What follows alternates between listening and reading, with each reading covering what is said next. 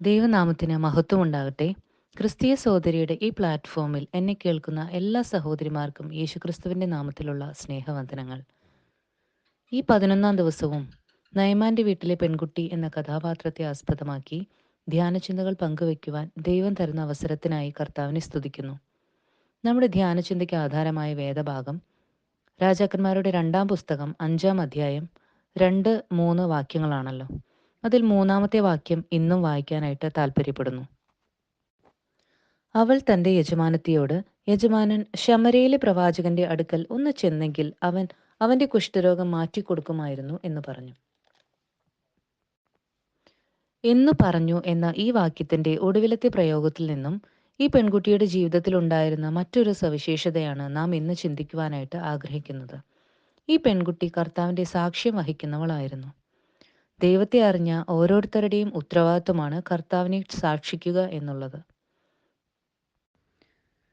കേവലം നയമാന്റെ കുഷ്ഠരോഗം മാറണമെന്നതിലുപരിയായി നയമാൻ ജീവനുള്ള ദൈവത്തെ അറിയണമെന്ന് അവൾ എത്രമാത്രം ആഗ്രഹിച്ചിരുന്നു എന്ന് നമുക്കറിയില്ല.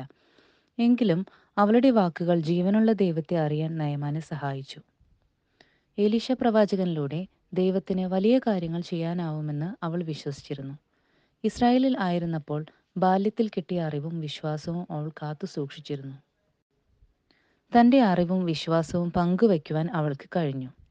ദൈവമക്കൾ എന്ന നിലയിൽ നമുക്ക് ലഭിച്ച അറിവും വിശ്വാസവും മറ്റുള്ളവരോട് പങ്കുവയ്ക്കുവാൻ നമുക്ക് ഉത്തരവാദിത്വമുണ്ട്. യേശുക്രിസ്തു മൂലം നമുക്ക് ലഭിച്ച പാപമോചനവും നിത്യജീവനും അനുഭവിക്കാനാവാത്ത അനേകർ നമ്മുടെ ചുറ്റുപാടിലുണ്ട്.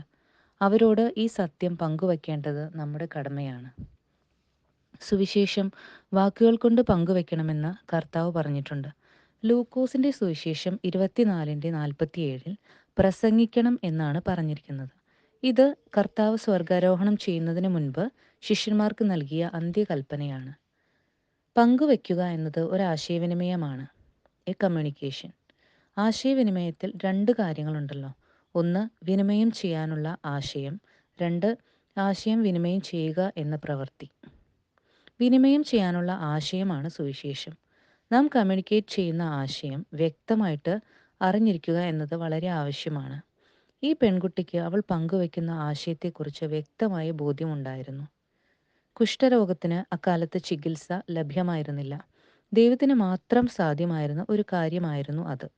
2 രാജാക്കന്മാർ 5-ാം അധ്യായം 7-ാം വാക്യത്തിൽ രാജാവായ യഹോരാം അത് പറയുന്നുമുണ്ട്. ഈ കാര്യം അവൾക്കും ബോധ്യമുണ്ടായിരുന്നു. അതുകൊണ്ടാണ് ദൈവത്തിൻ്റെ പ്രവാചകന്റെ അടുക്കൽ ചെല്ലുവാൻ അവൾ പറഞ്ഞത്. അപ്പോസ്തലപ്രവൃത്തി 4:12 നാം ഇപ്രകാരം വായിക്കുന്നുണ്ട്: മറ്റൊരുത്തനിലും രക്ഷയില്ല, നാം രക്ഷിക്കപ്പെടുവാൻ ആകാശത്തിന് കീഴിൽ മനുഷ്യരുടെ ഇടയിൽ നൽകപ്പെട്ടിരിക്കുന്ന വേറൊരു നാമവും ഇല്ല. കുഷ്ഠരോഗം സുഖമാക്കുവാൻ ദൈവത്തിൻ്റെ പ്രവാചകന് മാത്രമേ കഴിയൂ എന്ന ബോധ്യം ഈ കുട്ടിക്കുണ്ടായിരുന്നു. അതുപോലെ യേശുക്രിസ്തുവിൽ വിശ്വസിക്കുന്നതിലൂടെ മാത്രമേ രക്ഷിക്കപ്പെടാനാകൂ എന്ന ബോധ്യം നമുക്ക് വേണം. നാം ഇടപഴകുന്ന വ്യക്തികൾ ഏതെങ്കിലും വിശ്വാസമുള്ളവരായിരിക്കും. എങ്കിലും രക്ഷ യേശുക്രിസ്തുവിലൂടെ മാത്രമാണ് എന്ന സത്യം നാം വിശ്വസിക്കുന്നുവെങ്കിൽ തീർച്ചയായും അവരോടത് പറഞ്ഞേ മതിയാകൂ. മനുഷ്യൻ്റെ ഏറ്റവും വലിയ പ്രശ്നം പാപമാണെന്നും ഈ പ്രശ്നത്തിനുള്ള ഏക പരിഹാരം യേശുക്രിസ്തുവിലുള്ള വിശ്വാസമാണെന്നതുമാണ് സുവിശേഷത്തിൻ്റെ കാതൽ. കാതലില്ലാതെ ഈ വിഷയത്തെക്കുറിച്ച് എന്തെല്ലാം പറഞ്ഞാലും അത് സുവിശേഷമാകുകയില്ല. പ്രവാചകന്റെ അടുക്കൽ ചെല്ലണം എന്ന് വ്യക്തമായി ഈ കുട്ടി പറഞ്ഞു. ഇതുപോലെ യേശുക്രിസ്തുവിലുള്ള വിശ്വാസത്താലാണ് രക്ഷയെന്നുള്ളത് നാം വ്യക്തമാക്കണം. സുവിശേഷം ഒരാശയം എന്നതിലുപരി ജീവിക്കുന്ന ഒരു സത്യമാണ്. അത് നമ്മുടെ കർത്താവ് എന്ന വ്യക്തിയാണ്. അതുകൊണ്ട് തന്നെ ഈ വിഷയത്തെക്കുറിച്ചുള്ള വ്യക്തമായ അറിവ് പോലെ തന്നെ പ്രധാനപ്പെട്ട ഒരു കാര്യമാണ് കർത്താവുമായിട്ടുള്ള വ്യക്തിപരമായ ബന്ധം. ആശയവിനിമയം ചെയ്യുക എന്ന പ്രവൃത്തി പെൺകുട്ടിയുടെ കമ്മ്യൂണിക്കേഷൻ എഫക്റ്റീവായിരുന്നു എന്നതിന് തെളിവാണ്. അതിൻ്റെ റിസൾട്ട് നാം അവിടെ കണ്ടുവല്ലോ. 4-ാം വാക്യത്തിൽ പെൺകുട്ടി പറഞ്ഞ കാര്യത്തെ നയമാൻ രാജാവിനെ ബോധിപ്പിച്ചു എന്ന് കാണുന്നുണ്ട്. പ്രവാചകന്റെ അടുക്കൽ ചെന്നാൽ സൗഖ്യം വരുമെന്ന് ഈ പെൺകുട്ടി പറഞ്ഞത് നയമാന് ബോധ്യപ്പെട്ടു. ഒരാൾക്ക് ബോധ്യപ്പെടാത്ത കാര്യം അയാൾക്ക് മറ്റൊരാളെ ബോധിപ്പിക്കാനാവില്ലല്ലോ. നയമാന്റെ ഭാര്യയായിരിക്കാം നയമാനെ ബോധ്യപ്പെടുത്തിയത്. നയമാന്റെ ഭാര്യയെ ബോധ്യപ്പെടുത്താൻ അവൾക്ക് കഴിഞ്ഞു എന്നത് അവളുടെ കമ്മ്യൂണിക്കേഷൻ ഇഫക്റ്റീവായിരുന്നു എന്നതിൻ്റെ തെളിവാണ്. തൻ്റെ ആശയത്തെ ഇഫക്റ്റീവായി കമ്മ്യൂണിക്കേറ്റ് ചെയ്യുവാൻ അവൾ ശ്രദ്ധിച്ച ചില കാര്യങ്ങളുണ്ട്. 1 ക്ലിയർ ആയിട്ട് പറഞ്ഞു. അതായത് വ്യക്തമായി പറഞ്ഞു. ഇസ്രായേലിലേക്ക് പോയാൽ എന്തെങ്കിലും പ്രയോജനം ഉണ്ടാകുമെന്നോ എല്ലാ പ്രശ്നങ്ങൾക്കും പരിഹാരം ഉണ്ടാകുമെന്നോ അല്ല അവൾ പറഞ്ഞത്. വ്യക്തമായി കുഷ്ഠരോഗത്തിന് സൗഖ്യം വരും എന്നവൾ പറഞ്ഞു. സുവിശേഷം പങ്കുവെക്കുമ്പോൾ വ്യക്തമായി പറയാൻ നാം ശ്രദ്ധിക്കണം. രണ്ടാമതായിട്ട് കറക്റ്റായിട്ട് പറഞ്ഞു. അതായത് കൃത്യമായി പറഞ്ഞു. അന്യദേവന്മാരുടെ പ്രവാചകന്മാർ അവിടെ ധാരാളം ഉണ്ടായിരുന്നു. എന്നാൽ വളരെ കൃത്യമായി ശമരയിലെ പ്രവാചകന്റെ അടുക്കലാണ് പോകേണ്ടത് എന്നവൾ പറഞ്ഞു. പലയിടത്തും ശുശ്രൂഷയ്ക്കായി പോകാറുണ്ടെങ്കിലും ഏലീശ സ്ഥിരമായി പാർത്തിരുന്നത് ശമരയിലാണ്. സുവിശേഷം അറിയിക്കുമ്പോൾ പാപമോചനം യേശുക്രിസ്തുവിലൂടെ മാത്രമാണെന്ന് കൃത്യമായി പറയേണ്ടതുണ്ട്. മൂന്നാമതായി കംപ്ലീറ്റ് ആയി പറയണം. അതായത് പറയേണ്ടതെല്ലാം പറയണം. കുഷ്ഠരോഗം മാറുമെന്ന് പറഞ്ഞു. അതിനുവേണ്ടി ചെല്ലേണ്ടത് പ്രവാചകന്റെ അടുക്കലാണെന്ന് അവൾ പറഞ്ഞു. പ്രവാചകൻ ശമരിയിലാണെന്ന് പറഞ്ഞു. നയമാൻ തന്നെ നേരിട്ട് ചെല്ലണമെന്നും അവൾ പറഞ്ഞു. സുവിശേഷം അറിയിക്കുമ്പോൾ പറയേണ്ടതെല്ലാം പറയണം. നാലാമതായി കൺസൈസായി പറയണം. അതായത് പറയേണ്ടത് മാത്രമേ പറയാവൂ. എല്ലാ കാര്യങ്ങളും അവൾ നയമാനോട് പറഞ്ഞിരുന്നില്ല. പലതും നയമാന് പിന്നീടാണ് അറിഞ്ഞത്.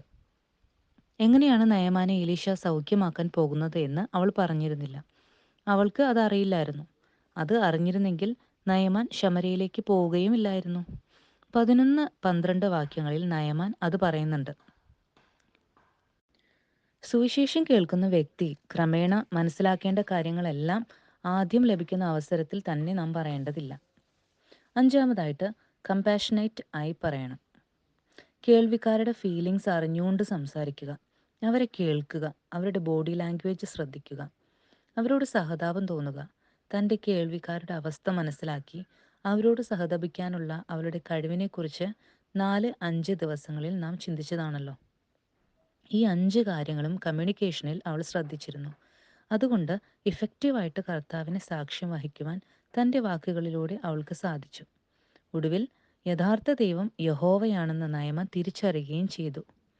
15-ാം വാക്യത്തിൽ നാം അത് കാണുന്നുണ്ടല്ലോ. നയമാനെ പോലെയുള്ള ഒരു വലിയ മനുഷ്യനെ ദൈവത്തിങ്കിലേക്ക് നയിക്കുവാൻ ഈ ചെറിയ പെൺകുട്ടിക്ക് കഴിഞ്ഞു.